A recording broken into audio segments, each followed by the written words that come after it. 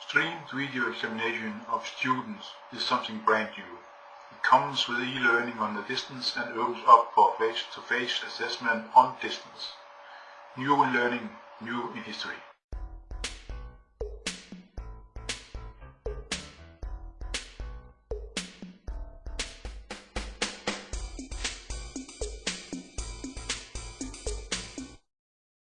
An exam is a summative evaluation.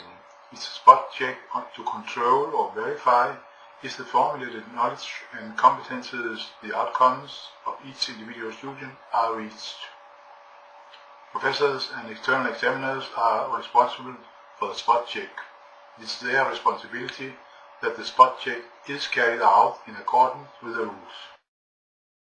In some countries, the rules are defined in ministerial orders. In other countries, a relevant university board or a relevant study board has defined the rules. The purpose of the rules is to secure that each student gets the same treatment and secure trust in the grades given. Secure trust within society, industry, and between employers and the Ministry of Education responsible for the educational standard of the country. If attended by an external examiner, one of the roles for the external examiner is to secure that the rules are kept. Up to now, exams has mainly been mediated orally. Oral exams are often face-to-face, no media is in between the student examined and the professor and the external examiner. Written exams are seldom face-to-face, a media, for instance paper, and nowadays a printable digital text file are media in between the student examined and the professor and the external examiner.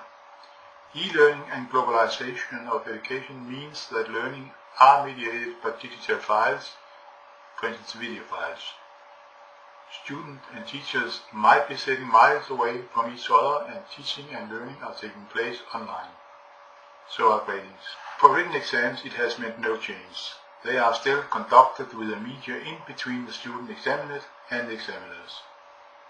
The video exams introduced oral face-to-face examination are also mediated with digital files in between the student and the examiners.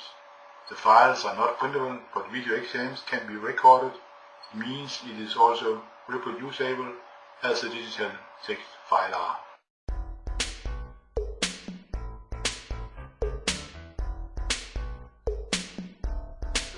As pointed out by Roy and Nord, trust is an important element in an assessment system. If the grading cannot be trusted, employers must arrange their own test or grading before employing the graduated candidate. Trust could, as Meyer, Davis and Shorman does, be defined in the following way. Please read the text.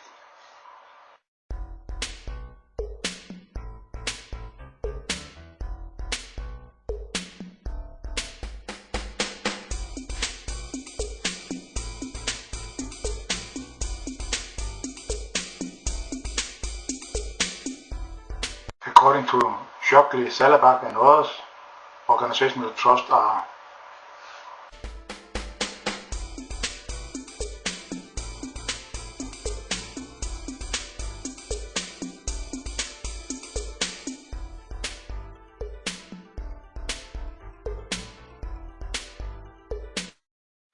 employers have trust in relation to professors and examiners.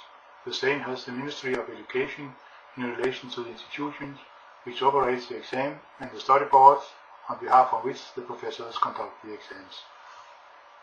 Trust in relation to the exams conducted in higher education has developed over years, although it is still so that exams from some universities are not valued as high as exams from other universities. Video-mediated exams over the internet is a new exam form. Much research into the area has not been conducted. The area is quite new. My research shows that there is no reason to mistrust the value of video exams. Asking 20 students at the International Master Education and Problem-Based Learning at Aalborg University, 70% said that the video exams in which they have participated in did, in a high or satisfactory degree, assess the scientific or academic qualifications corresponding to the learning outcomes. 30% said it was so in some degree. Between the external examiners, of which there were 13 in the survey, 92% said that the video exams in which they did participate in a high or satisfactory degree assessed the scientific or academic qualifications corresponding to the learning outcome. Between the examiners, it was 100% which said so.